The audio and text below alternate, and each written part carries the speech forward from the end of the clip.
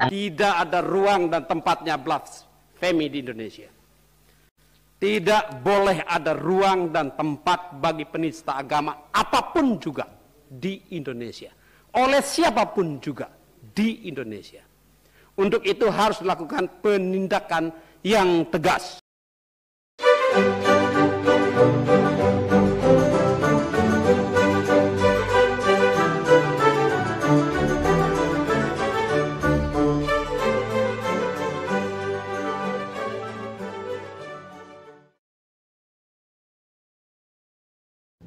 Halo saudara-saudaraku yang terkasih di dalam Tuhan, dimanapun Anda berada. Saudara-saudaraku sebangsa dan setanah air, bertemu kembali dengan saya Rina Solihin dalam channel Rina Menjawab.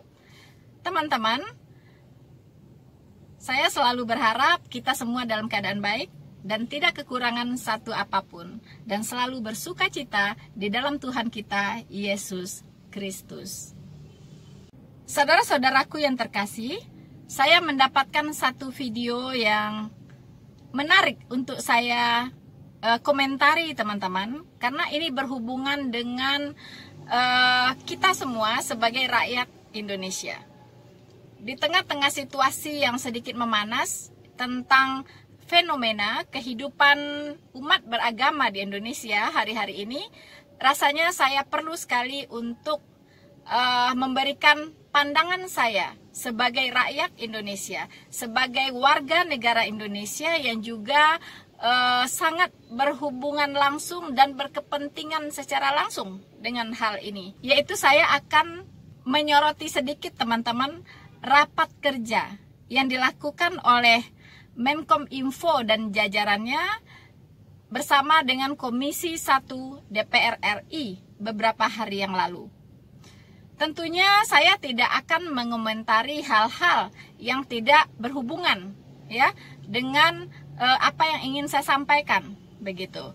Nah, saya hanya akan mengomentari beberapa hal terutama yang berhubungan dengan kehidupan umat beragama di Indonesia, yang berhubungan dengan hal-hal yang berkaitan dengan media sosial yang digunakan sebagai sarana untuk berkomunikasi, sarana untuk menyampaikan gagasan, ide-ide sampai kepada menghujat agama lain. Ya. So, teman-teman, sebelum itu kita akan mendengarkan dulu apa yang disampaikan oleh Menkominfo kita berikut ini. Pimpinan dan anggota yang kami hormati, jajaran dari Kominfo, Dewan Pers, KPI dan KIP, saya menyimak website Kominfo terkait dengan ikhtiar Kominfo untuk membersihkan berbagai informasi media, khususnya akun dan website, dari berbagai konten negatif. Saya apresiasi sekali itu. Tetapi nampaknya Kominfo baru membatasi kepada informasi pornografi dan pornografi. Kominfo belum memasuki ranah penistaan agama yang saya kira sensitivitasnya tidak kalah, bahkan bisa memecah belah umat beragama. Kasus terakhir apa yang terjadi pada seseorang yang bernama MKC, kalau kita lihat statusnya di websitenya masih beredar. Dan penghinaan itu sangat vulgar. Bahkan cenderung sesungguhnya mengadu domba dua agama. Pelecehan terhadap Islam itu dari kata salamnya saja dirubah-rubah. Nabinya saja, saya tidak ingin kata persis apa yang dikatakan karena itu akan menjadi pelecehan. Nabi Muhammad dilecehkan begitu dahsyat. Ya. Jadi menurut saya Kominfo tidak cukup hanya pada konten pornografi. Segera berbagai konten yang menghina apapun agama di Indonesia atau rasial untuk segera ditutup. Saya kira ini bagian dari Bhinneka Tunggal Ika kita bagian penghormatan kita kepada sila ketuhanan yang Maha Esa, kemanusiaan adil dan beradab, pasal 29 ayat 1 dan 2, negara berasal atas ketuhanan Maha Esa dan negara menjamin setiap penduduk untuk beribadah menurut agama dan kepercayaannya itu. Saya kira ini sangat-sangat strategis, sangat penting. Saya meminta mulai hari ini Pak Menteri, kolega saya pada periode lalu, ya, dengan segala hormat, untuk melakukan itu sesegera mungkin demi kebaikan bangsa dan negara. Demikian pimpinan. Assalamualaikum warahmatullahi wabarakatuh. Waalaikumsalam warahmatullahi wabarakatuh. Mau ditanggapi langsung oleh Pak Menteri, silakan Pak Menteri. Karena ini penting sekali dan isu aktual, apa yang ditanya oleh mantan kolega saya di DPR ini harus juga saya tanggapi, ya walaupun tempat duduknya berbeda. Ya. Yang pertama yang dapat saya tegaskan kepada anggota Komisi 1 yang terhormat adalah tidak ada ruang dan tempatnya blasfemi di Indonesia. Tidak boleh ada ruang dan tempat bagi penista agama apapun juga di Indonesia. Oleh siapapun juga di Indonesia. Untuk itu harus dilakukan penindakan yang tegas. Yang kedua, betul sekali, Tusi-Kominfo tidak saja yang berkaitan dengan pornografi. Dapat saya informasikan kepada anggota Komisi 1 yang terhormat, sejak Agustus 2018 sampai dengan tanggal 21 September ya 2021 kemarin, Kominfo telah melakukan pemutusan akses terhadap 2.624.750 konten negatif. Ya. Dengan total konten SARA yang diputus aksesnya sebesar 1.901 konten dan 1.521.698 konten dari situs internet dan media sosial. Jumlah konten negatif yang dilakukan pemutusan akses pada situs internet sebanyak 1.536.346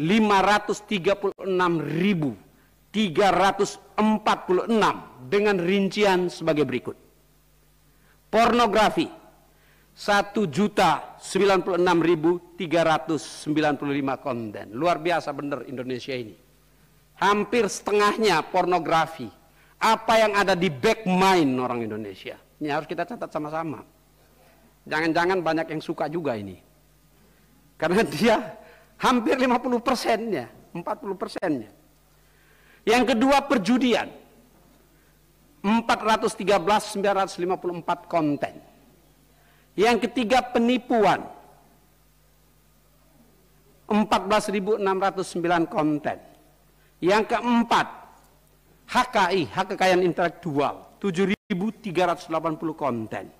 Kelima, konten negatif yang direkomendasikan instansi sektor, 3.960 konten.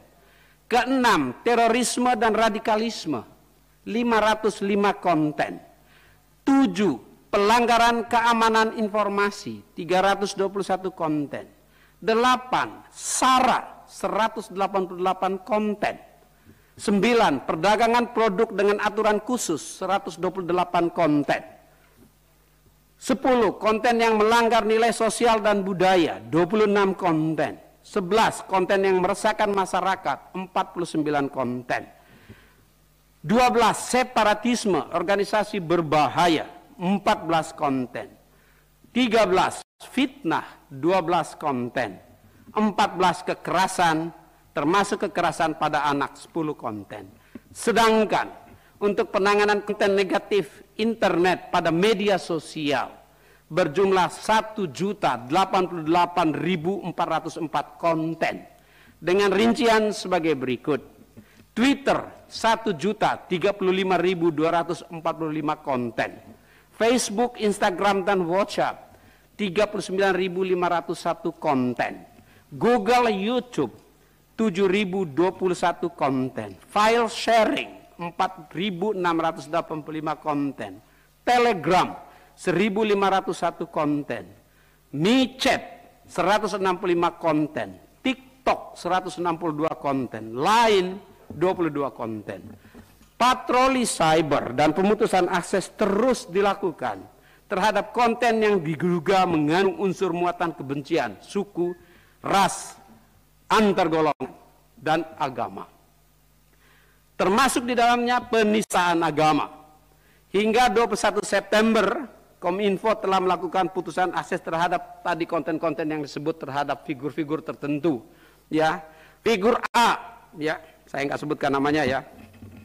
Figur A sebanyak 44 konten dari 118 ajuan konten. Figur B sebanyak 150 konten dari 211 ajuan konten. Pak Pimpinan, figur coba C saya dan interupsi pimpinan. seterusnya. Coba sekarang figur MKC, berapa konten Pak yang dihapus, Pak Menteri? Salah satu termasuk di dalamnya ada 150 ini masih, Pak. konten. Ini masih baru saya Ya, buka. saya sampaikan 150 konten dari ajuan 211, ya, dari ajuan 211. Nah, ada banyak ini, semuanya kita lakukan, tetapi tidak bisa dengan serta-merta itu dilakukan karena ada juga yang masih di dalam tahap-tahapan penelitian. Ya, karena apabila itu ada di platform digital, maka itu harus dilakukan dalam koordinasi bersama platform digital. Dan dalam melakukan koordinasi bersama platform digital, tentu kami berusaha semaksimal mungkin. Namun, ya, ada code of conduct yang dilakukan oleh platform digital internasional, termasuk ya pendataan dan pengecekan yang dilakukan melalui advisory yang dimiliki mereka yang berada di dalam negeri kita ini sendiri. Nah, kami juga sekaligus mengambil kesempatan itu untuk menghimbau ya kepada konsultan-konsultan atau advisory dari platform-platform digital yang berada di Indonesia untuk mengambil langkah cepat, memberikan rekomendasi pada platform digital sehingga proses take down dapat dilakukan dengan cepat. Sekali lagi ya, tidak ada ruang dan tempatnya bagi blasfemi, penistaan agama di Indonesia dari agama apapun juga. Ada yang dilaporkan secara resmi dan menjadi kasus hukum yang saat ini sedang ditangani oleh aparat penegak hukum. Kami menghormati itu dan tentu tidak mencampurinya.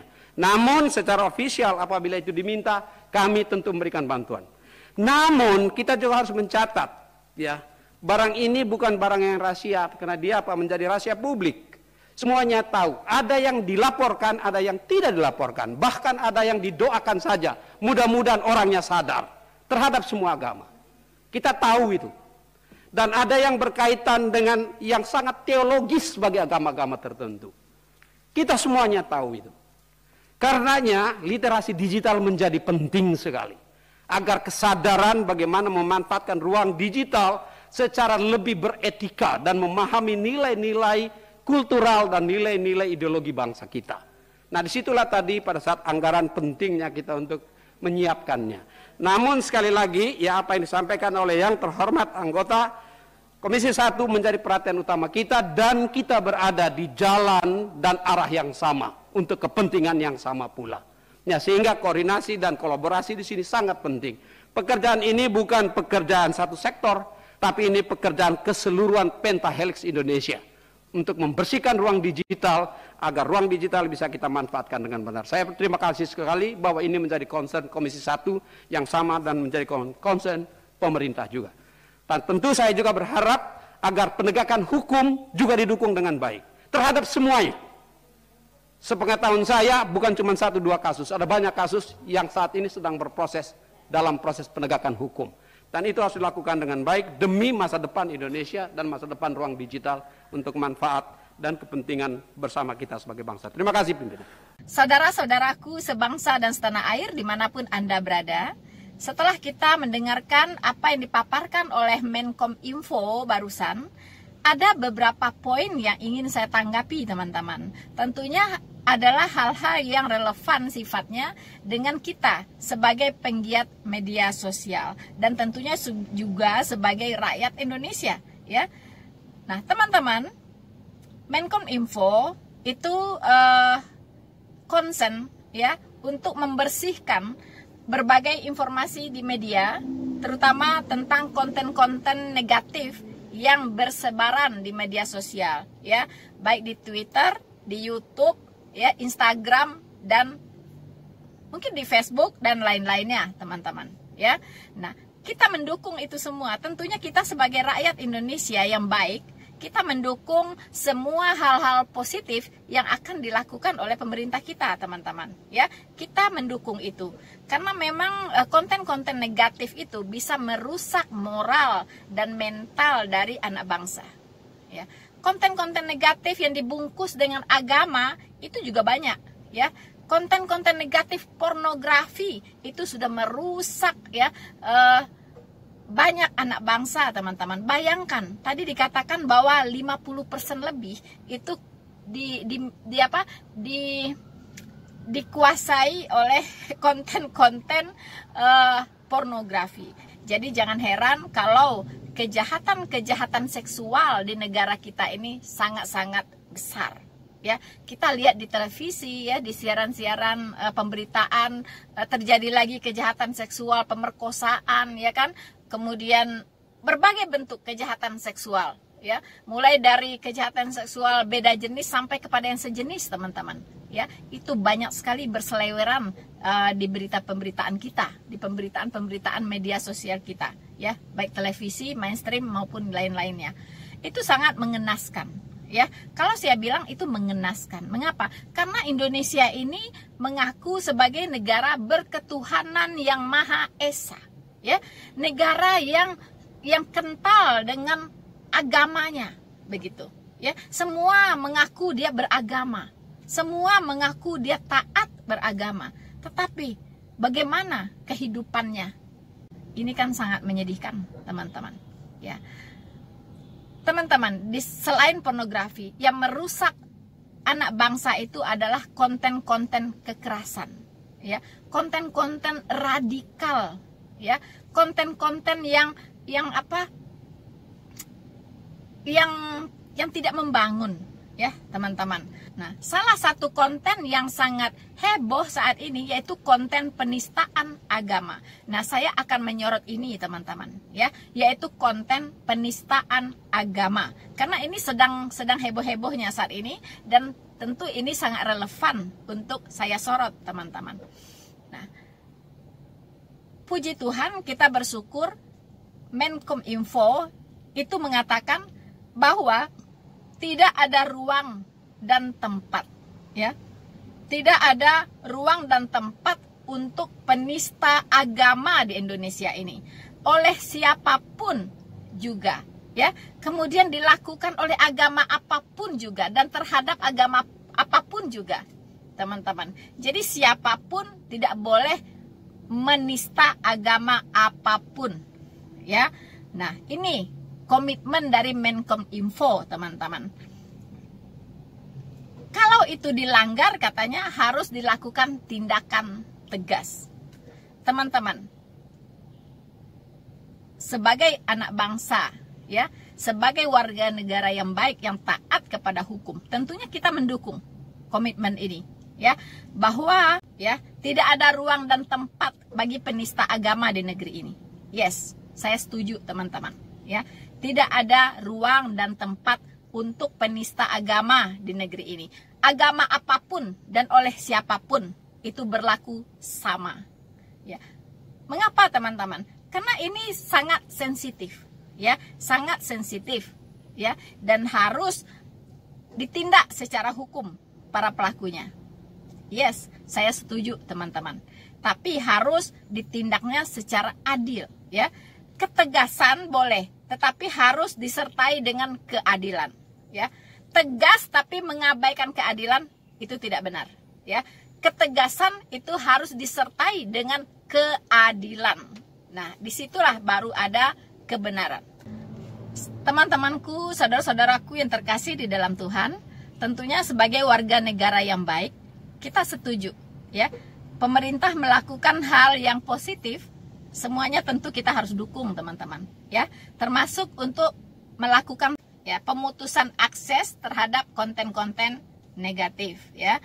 Nah, kalau tidak salah tadi Menkominfo mengatakan sejak dari Agustus 2018 sampai September 2021 sudah ada sekitar 2.624.750 konten, ya. Itu yang dilakukan pemutusan aksesnya, teman-teman. Ya, begitu banyak, ya, begitu banyak. Dan akses konten pornografi ya itu 50% sendiri teman-teman, yaitu sekitar 1.960.326. Wow, ya separuhnya teman-teman ya itu konten pornografi. Ternyata rakyat Indonesia ini senang ya yang porno-porno ya teman-teman. Senang yang porno-porno ya. Jadi jangan heran kalau kejahatan seksual itu cukup besar ada di Indonesia ini teman-teman. Saudara-saudaraku yang terkasih, tadi ada salah satu dari anggota dewan yang terhormat ya yang menanyakan tentang KC ya, kasus penistaan agama yang dilakukan oleh Bapak MKC ya. Tidak salah ya, tidak salah jika beliau ini menyorot MKC yang memang sedang berkasus hari ini teman-teman ya, yang mengalami juga penganiayaan ya di Bareskrim sana teman-teman. Nah, tetapi seharusnya jangan menutup mata terhadap konten-konten penistaan agama dari pihak Muslim sendiri, Bapak. Ya, karena MKC itu tidak ada apa-apanya jika dibandingkan dengan apa yang dilakukan oleh para ustadz, ya, para ustadz dalam menyerang, dalam menista agama Kristen. Saya kira Bapak MKC terinspirasi oleh ustadz-ustadz penista agama ini, ya. Jadi memang ustadz-ustadz ini dalam berceramah itu hanya membahas kekristenan, ya, selalu membahas Alkitab, tapi tanpa pengertian yang benar, ya, seenak udale dewe, ya kan? Jadi jauh dari kebenaran. Nah, ya, saya kira bapak-bapak yang terhormat itu tidak buta-buta amat, ya, tidak awam-awam amat ya dengan sepak terjang para mu'alaf ya, ustadz-ustadz mu'alaf dan ustadz-ustadz Anda seperti Abdul Somad ya kan, seperti Yahya Waloni ya, Kainama, Irene Handono ya kan, kemudian almarhum Moko Ginta ya, almarhum Tengku Zulkarnain ya yang sudah almarhum ya, kemudian banyak lagi ya yang kerjanya hanya menista kekristenan, ya. Dan tidak ada dari komentar-komentar yang saya dengar yang menyorot mereka begitu. Yang disorot hanya para apologet Kristen, gitu ya. Saya kira Bapak KC kembali saya katakan terinspirasi oleh ustadz-ustadz ini yang getol membahas Alkitab, getol membahas tentang iman kekristenan. Makanya Bapak KC ini juga getol membahas iman Islam, ya, getol membahas hadis, getol membahas Al-Quran. Karena para penghujat Muslim ini, ustadz-ustadz ini yang mengajarkan Pak KC, saya kira demikian, ya. Tapi kalau saya sendiri maaf, saya tidak tertarik untuk membahas kitab lain di luar Alkitab. Saya bisa meluruskan, saya bisa menjawab, saya bisa mengkonter semua semua serangan-serangan dari ustadz-ustadz ini terhadap kekristenan tanpa menggunakan Al-Quran dan hadis. Ya, saya cukup memakai Alkitab saja. Silahkan Anda ya masuk ke channel saya, lihat video-video saya. Saya hampir tidak membahas Al-Quran, ya, karena bagi saya itu masa lalu saya begitu. Ya, saya punya prinsip begini. Saya menjadi Kristen itu justru karena Alkitab, ya. Saya jadi Kristen tidak ikut-ikutan, ya. Saya menjadi Kristen karena saya mempelajari kitab suci, ya. Jadi saya dalam penginjilan pun yang saya gunakan itu adalah firman Tuhan yang ada di Alkitab. Saya tidak perlu mencuplik-cuplik kitab-kitab lain yang tidak relevan, ya, yang tidak ada hubungannya dengan Alkitab saya, begitu, ya. Dan tidak perlu membicarakan Tuhannya orang lain yang tidak ada hubungannya dengan Tuhan saya, ya. Jadi dalam hal ini saya berkomitmen dari awal tidak penting untuk membicarakan agama orang lain, kitab orang lain, ya. Tetapi kalau kekristenan diserang, saya punya kewajiban dan diperintahkan oleh firman Tuhan untuk apa? Untuk memberikan hak jawab, ya, untuk mempertanggungjawabkan iman saya kepada mereka. Nah, mengapa saya jadi Kristen? Mengapa katanya saya menyembah manusia? Ya, nah saya akan jelaskan. Saya akan memberikan mereka pemahaman yang benar tentang itu, ya, yang harus mereka pahami, ya gitu ya. Kalau mereka kan hanya asumsi, ya, berdasarkan asumsi yang mereka katakan tentang Alkitab, tentang kekristenan, ya.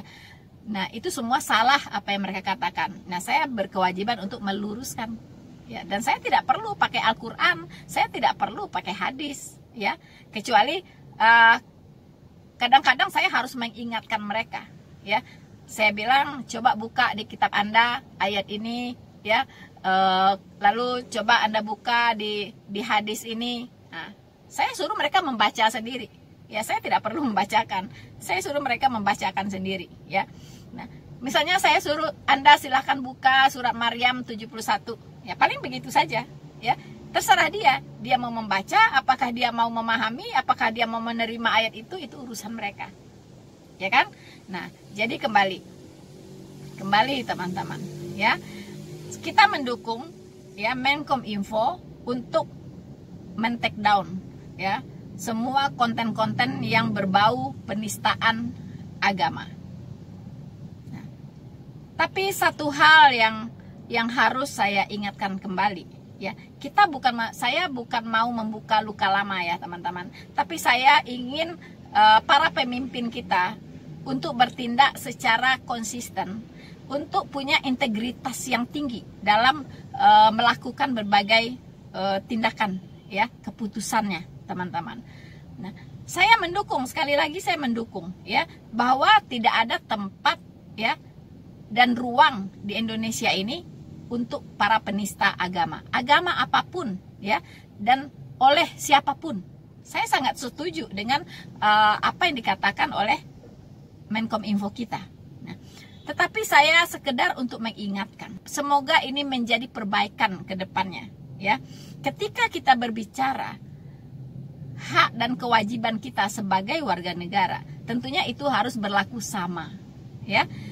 Setiap warga negara sudah dilindungi oleh undang-undang, ya. Kita memiliki kedudukan yang sama di depan hukum, tidak ada kecualinya, ya. Termasuk dalam hal beragama, dalam hal beribadah menurut agama kita masing-masing. Jadi setiap orang punya hak untuk memilih agama apapun yang dia yakini. Tidak boleh ada orang yang menghalang-halangi, ya. Misalnya saya percaya kepada Buddha, ya, nggak boleh ada yang menghalangin saya untuk menjadi Buddha, ya. Saya percaya kepada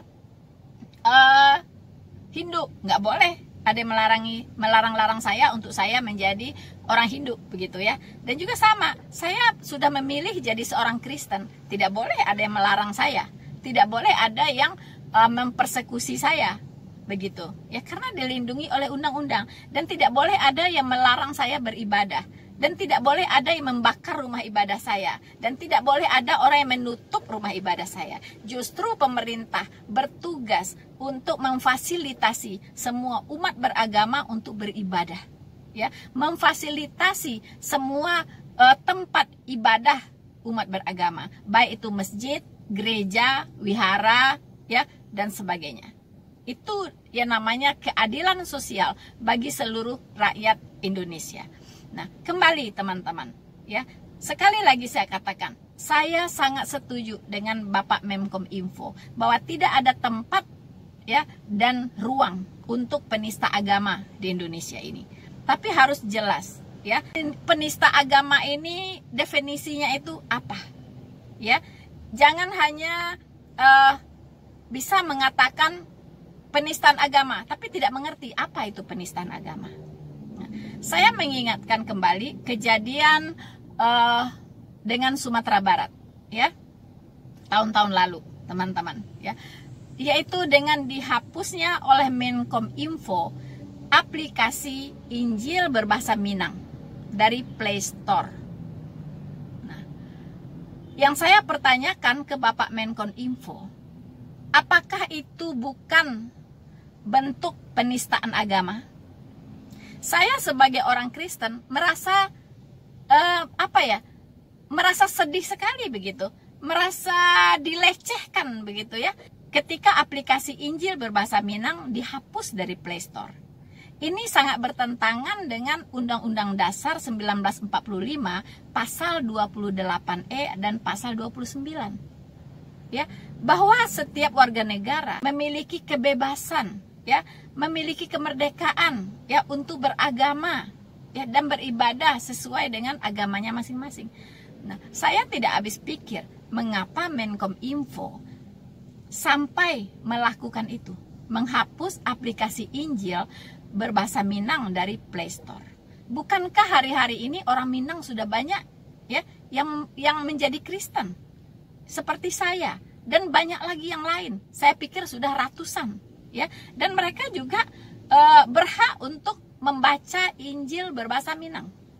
Nah, saya tidak tahu apakah waktu itu Menkominfo bertindak sedemikian karena tekanan dari pemerintah daerah Sumatera Barat, desakan dari orang-orang yang berkepentingan di sana, ya, seperti Gubernur Sumatera Barat yang mendesak, ya, supaya Injil berbahasa Minang dihapuskan. Nah, dan itu dilakukan oleh Menkominfo. Nah, itu adalah menurut saya, maaf ya, itu saya katakan dengan tegas bahwa itu adalah penistaan agama. Saya hanya mengingatkan, ya, mengingatkan Pak Menteri, ya, supaya itu bisa dievaluasi kembali, ditinjau ulang lagi. Jangan sampai itu mencederai, ya, kerukunan hidup beragama, mencederai undang-undang, ya, yang berlaku di Indonesia ini, mencederai peraturan, ya, undang-undang nasional, ya, yang berlaku. Coba ditinjau ulang kembali supaya tidak ada yang tercederai. Ketika Bapak mengatakan tidak ada tempat, ya, ruang untuk penistaan agama, Bapak tidak menjadi batu sandungan, ya. Menkominfo tidak menjadi batu sandungan. Silahkan ditinjau ulang kembali penghapusan Injil berbahasa Minang di Play Store, karena itu adalah hak semua rakyat Indonesia untuk bisa memiliki aplikasi tersebut. Saudara-saudaraku yang terkasih di dalam Tuhan, tadi saya katakan, apa dasarnya? Apa dasarnya Menkominfo menghapus aplikasi Injil berbahasa Minang di Play Store? Apakah karena tekanan pihak tertentu? Bukankah semua harus tunduk kepada undang-undang, ya, dan peraturan negara? Undang-Undang Dasar 1945 itu adalah peraturan tertinggi, ya, sebagai landasan dari peraturan-peraturan yang ada di bawahnya, termasuk peraturan daerah. Saudara-saudaraku yang terkasih, mari kita dukung, ya, ikhtiar etikat baik dari Menkominfo untuk membersihkan media sosial dari akun-akun negatif, termasuk akun-akun penistaan agama. Tetapi menurut saya, yang pertama harus dilakukan adalah dibuat dulu regulasinya, ya, dibuat regulasi yang jelas apa itu definisi penistaan agama. Jangan sampai nanti overlapping, ya, saling bertabrakan dengan kebebasan beragama, ya, bertabrakan dengan kebebasan mengeluarkan pendapat. Nah, itu kaidah-kaidahnya harus jelas, kode etiknya harus jelas, ya, supaya rakyat Indonesia ini bisa lebih cerdas dalam menggunakan media sosial. Saudara-saudaraku yang terkasih, tadi juga saya setuju dengan apa yang dikatakan oleh Menkominfo, bahwa tindakan harus dilakukan terhadap penista agama dan penegakan hukum harus didukung dengan baik. Betul, ya. penindakan hukum yang adil itu yang harus kita dukung. Tapi penindakan hukum yang tidak adil itu harus kita lawan. Supaya apa? Supaya negara ini menjadi lebih baik. Jangan ada orang yang melakukan hukum rimba di negara ini, ya. Jadi melakukan hukum menurut kehendaknya sendiri, ya. Hukum yang menjadi pedoman kita adalah hukum yang ada ya di Indonesia ini, bukan hukum agama, ya, bukan hukum yang di luar, ya, hukum yang sudah tertulis di dalam kitab undang-undang, ya, bukan. Tidak boleh ada orang yang main hakim sendiri, ya. Tidak boleh orang menghakimi orang lain sebelum hakim yang sesungguhnya di pengadilan memutuskan dia sebagai orang yang memang bersalah melanggar hukum. Saudara-saudaraku yang terkasih di dalam Tuhan, saudara-saudaraku sebangsa dan setanah air dimanapun Anda berada, mari kita dukung niat baik, itikat baik dari pemerintah untuk membersihkan akun-akun negatif dari media sosial. Dan kita mau itu dilakukan secara adil, ya. Jika akun-akun penistaan agama harus dibersihkan, bersihkan semuanya. Nah, setelah itu what next? Ya, harus ada regulasi yang jelas. Harus ada aturan yang jelas. Kalau satu pemeluk agama, misalnya, saya Muslim, ya, saya hanya boleh membahas tentang agama saya. Saya tidak boleh membahas tentang agama lain yang saya tidak pahami sama sekali. Kenapa? Karena itu akan menimbulkan satu pergesekan antara umat beragama.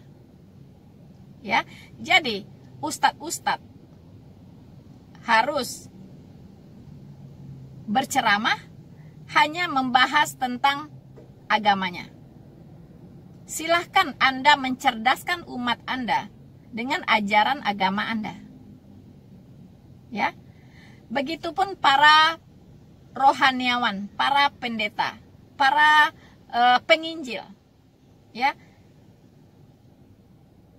Silahkan buat konten-konten rohani hanya dalam ruang lingkup agama Anda. Tidak perlu menyerempet-nyerempet ke agama tetangga. Ya, kecuali jika ada yang menyerang, maka kita siap untuk mengcounter. Nah, ketika kita mengcounter, ya, harus jelas bahwa itu bukanlah pelecehan agama. Karena kita memberikan hak jawab. Nah, ini jelas harus ada regulasinya. Ya, harus ada regulasinya. Saya katakan, orang Kristen itu tidak tertarik untuk menyerang agama lain. Saya bisa pastikan itu, tidak tertarik. Ya. Karena iman kami mengatakan di luar kekristenan tidak ada firman Tuhan. Jadi untuk apa dibahas? Ya, tidak tertarik. Kecuali kalau diserang, maka kami siap untuk mengcounter. Dan ini tidak boleh didefinisikan sebagai penistaan agama. Ya, karena orang Kristen diwajibkan oleh Alkitabnya untuk memberikan pertanggungjawaban iman, untuk meluruskan apa yang salah, bahkan untuk menegur, ya, apa yang tidak benar, supaya orang-orang yang tidak benar itu menjadi tahu mana yang benar. Nah, ini harus diketahui dulu oleh para pembuat undang-undang, terutama tuh ya para wakil-wakil kita di DPR, untuk membuat regulasi yang jelas tentang undang-undang penistaan agama. Kalau memang dibuat undang-undang penistaan agama, harus ada dulu definisinya. Apa itu undang-undang penistaan agama? Apa kriterianya? Ya. Nah, ini harus berlaku adil, jangan jadi pasal karet. Ya. Kalau hanya dibuat undang-undang untuk menghukum orang, tapi tidak ada pembinaan di situ, tidak ada juga keadilan di situ, itu tidak bisa. Ya. Jadi saya kira Sekian dulu apa yang bisa saya komentari ya dari apa yang disampaikan oleh Menkominfo ya di videonya ini. Semoga ini bermanfaat untuk kita semua dan juga bisa didengar oleh Pak Menteri supaya ada perbaikan ke depannya. Bersama saya, Noverina Solihin, jangan lupa untuk like, subscribe, dan share video ini. Tuhan Yesus memberkati kita semua. Maranatha.